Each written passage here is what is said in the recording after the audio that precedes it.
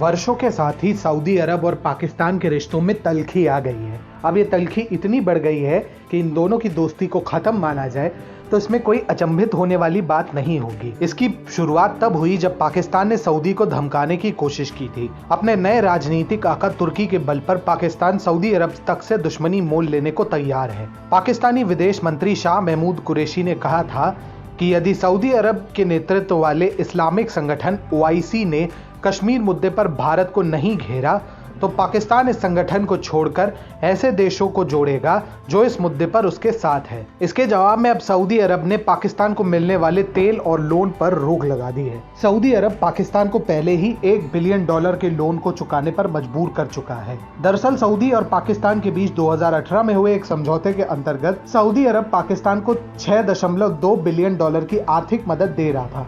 इसमें से $3 बिलियन की आर्थिक मदद के अतिरिक्त $3.2 बिलियन का तेल पाकिस्तान को दिया जाना था। लेकिन अब इस्लामाबाद के बड़बोले स्वभाव के कारण सऊदी ने तेल के निर्यात को भी रोकने का निर्णय किया है। पाकिस्तान सऊदी के नेतृत्व वाले ओआईसी पर लगातार भारत विरोधी स्टैंड लेने के लिए दबाव बना रहा था। पाकिस्तान कश्मीर मुद्दे पर ओआईसी के विदेश मंत्रियों की बैठक बुलाने के लिए जोर दे रहा है। सऊदी द्वारा बार बार अपनी अपील ठुकराए जाने के बाद पाकिस्तानी विदेश मंत्री ने बयान दिया, यदि आप इसे नहीं बुला सकते हैं तो मैं प्रधानमंत्री इमरान खान से उन इस्लामिक देशों की बैठक बुलाने के लिए कहूंगा जो कश्मीर के मुद्दे पर हमारे साथ खड़े होने और पीड़ित कश्मीरियों का समर्थन करने के लिए तैयार है। साफ जाहिर है कि इमरान खान की सरकार सऊदी के धड़े से अलग और तुर्की समर्थक मुस्लिम देशों के एक नए संगठन बनाने की ओर इशारा कर रही है। इसी के विरुद्ध सऊदी ने यह कदम उठाया है।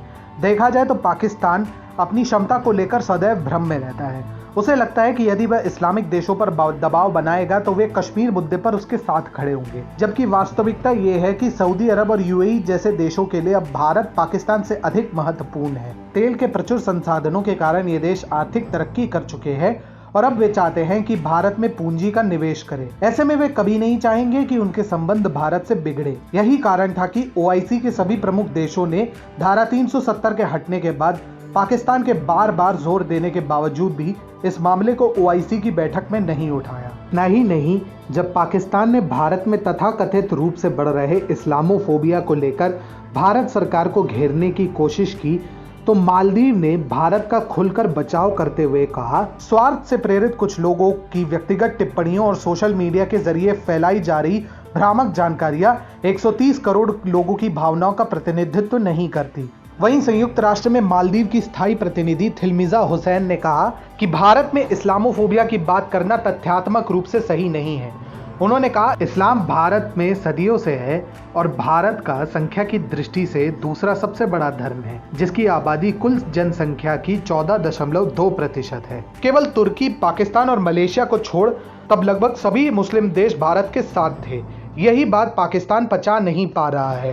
पाकिस्तानी विदेश नीति की सबसे बड़ी समस्या यही है कि वो भारतीय संदर्भ में ही तैयार होती है, उसका जमीनी हकीकत से कोई वास्ता नहीं होता। यही कारण है कि इमरान खान अपने देश की आर्थिक हालत का विचार किए बिना सिर्फ पाकिस्तानी जनमानस में अपने प्रभाव को कायम करने के लिए सऊदी अरब के विरुद्ध जा रहे हैं। वहीं भारत विरोधी गतिविधियों के कारण हमेशा पाकिस्तान दूसरे के हाथों की कठपुतली भी बनता है। इसका सबसे ताजा उदाहरण तुर्की और चीन है। चीन के सीपेक के कारण पाकिस्तान में विद्रोह बढ़ रहा है। यही नहीं, चीनी कंपनियों के कर्मचारियों द्वारा पाकिस्तानियों को पीटने की खबर आए दिन आती रहती है। हाल ही में पाकिस्तान में कार्यरत चीनी मजदूरों ने पाकिस्तानी सेना के अधिकारियों को ही पीट दिया था। वहीं तुर्की की बात करें तो वहां के राष्ट्रपति एर्दोगन खुद को मुस्लिम जगत के नेता के रूप में स्थापित करना चाहते हैं। इस काम के लिए वे पाकिस्तान का प्रयोग कर रहे हैं और पाकिस्तान खुशी खुशी इस्तेमाल हो रहा है। इसी कारण पाकिस्तान ओआईसी के सबसे प्रमुख देश और मुस्लिम जगत के सर्वमान्य नेता सऊदी अरब द्वारा अलग थलग कर दिया गया है।